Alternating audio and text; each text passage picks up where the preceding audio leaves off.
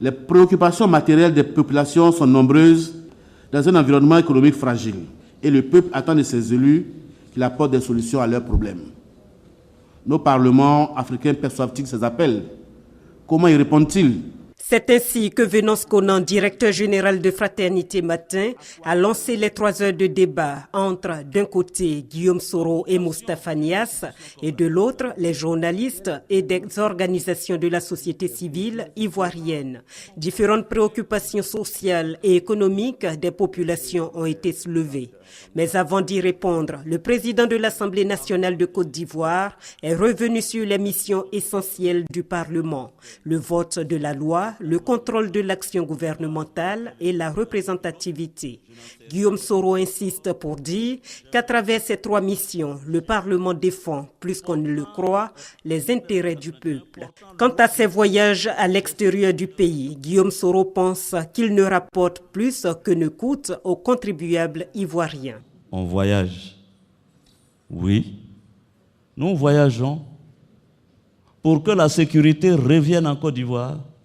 C'était l'une des politiques phares du président Houphouët-Boigny. La paix ne commence pas seulement à l'intérieur du pays. La paix commence chez les voisins. Si vous avez à vos frontières rien que des amis, vous avez la paix dans votre pays. Et vous avez constaté qu'en un an, le Parlement ivoirien a tissé des relations de fraternité, d'amitié avec tous les autres parlements. Ce n'était pas évident. Quand on a fait notre session cette année, il y a eu 8 présidents d'Assemblée nationale ici. C'est le succès de la diplomatie parlementaire que nous avons engagée.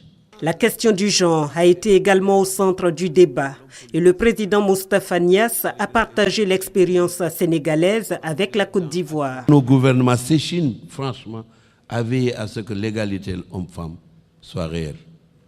Nous avons essayé au Sénégal. Dans le bureau de l'Assemblée nationale, il y a 8 vice-présidents. On a mis première vice-présidente une femme, deuxième vice-président un homme, ainsi de suite jusqu'au 8.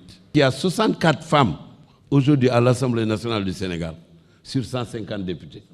Les populations africaines dénoncent le plus souvent des parlements à la solde de l'exécutif. Selon les 2 présidents de parlement, l'indépendance des pouvoirs ne veut pas dire confrontation.